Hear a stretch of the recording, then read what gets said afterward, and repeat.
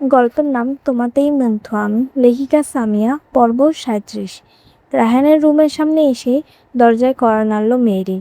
এরপর ভেতর থেকে রায়হান বলে উঠল, রায়হান ভেতরে আসো মেহরিন। তারপর মেহরিন ভিতরে ঢুকলো। মেহরিনকে দেখে রায়হান বসা থেকে উঠে দাঁড়ায়। মেহরিন ভয়ে ভয়ে বলল, মেহরিন আপনি আমায় ডেকেছেন কেন? রায়হান, কেন ভয় পাচ্ছ নাকি আমায়? মেহরিন, আমি কেন ভয় পাবো আপনাকে? আপনি বাঘ নাকি ভাল্লুক যে আপনাকে ভয় পাবো? রায়হান, ও তাই মিস মেহরিন, তাহলে আমি একটু দেখি আপনার কত সাহস। এই বলেই রায়হান মেহরিনের দিকে এগিয়ে যেতে থাকে। মেহরিনও পিছাতে থাকে। পিছাতে পিছাতে দেয়ালের সাথে পিঠ ঠেকে যায় মেহরিনের। এরপর মেহরিন সাইড থেকে চলে দিতে নেবে, তখনই রায়হান হাত দিয়ে আটকে ফেলে।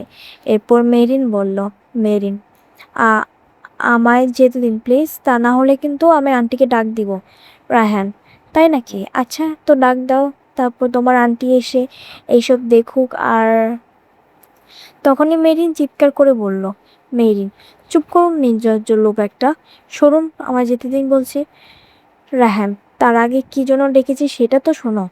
মেহরিন, তো বলুন শুনি। রায়হান, আমাকে একদম মিথ্যা বলার চেষ্টা করবা না। রায়হান, আগে শুনি কি বলবেন।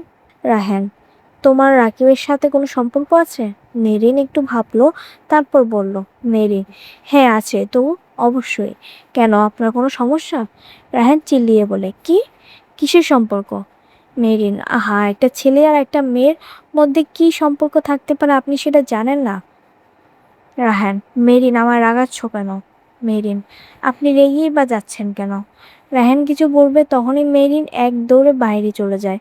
আর পেছন থেকে রায়হান চিল্লাতে চিল্লাতে বলল, রায়হান, মেরিন ভালো হবে না বলছি, আজকে বেঁচে গেলে কিন্তু পরে আমার হাত থেকে তোমায় কে বাঁচায় আমিও দেখবো। মেরিন দৌড়ে সিঁড়ি বেয়ে নামলো আর বড় বড় নিঃশ্বাস ফেলতে লাগলো।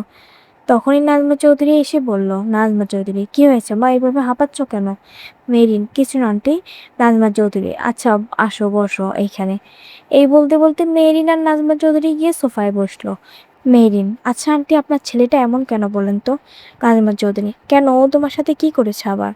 মেরিন, আপনার ছেলে সব সময় আমার ধমকের উপর রাখে কেন আন্টি? নাজমা চৌধুরী কিছু বলবে তার আগেই রায়হান বলে উঠল, রায়হান, ধমকের কাজ করলে তো ধমকই দিব তাই না? নাজমা চৌধুরী, আহা রায়হান, আসার পর থেকে মেয়েটার পিছনে লেগে আছিস কেন বলতো? রায়হান, আচ্ছা আর লাগলাম না পিছে, এখন আমি বাইরে যাচ্ছি, ঠিক আছে আম্মু, তোমরা গল্প করো। নাজমা চৌধুরী, কি এখন বাইরে যাবি মানে?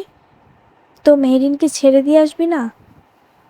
রায়হান, আমি এসে ওকে নিয়ে যাব, টেনশন নিও না। এই বলে রায়হান বেরিয়ে গেল। তারপর আবারও মেহরিন আর নাজমা চৌধুরী গল্পে মেতে উঠল। দুইজন মিলে অনেকক্ষণ গল্প করলো। অন্যদিকে রায়হানও বাহির থেকে কাজ শেষ করে বাড়ি ফিরল।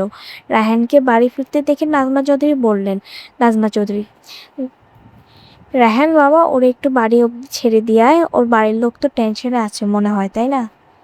রায়হান, হ্যাঁ আম্মু, আমি একটু ফ্রেশ হয়ে আসছি, ওয়েট। এই বলে উপরে যাবে রায়হান, তখনই মেরিন বলে উঠল, মেরি, থাক না আন্টি, স্যার বাইরে থেকে এসেছেন, নিশ্চয়ই অনেক টায়ার্ড, আমি একাই চলে যেতে পারবো, বেশি তো আর দূরে না। নাজমা চৌধুরী কিছু বলবে তার আগে রায়হান বলল, রায়হান, এত পাকনামি করতে কেউ বলেনি তোমায়, আমি নিয়ে এসেছি, আবার আমি দিয়ে আসবো, আমি না আসা পর্যন্ত দরজার বাইরে পা রাখলে পা ভেঙে রেখে দিবে। এই বলেই রায়হান ওপরে চলে গেল। পরবর্তী পর্ব খুব শীঘ্রই আসবেন।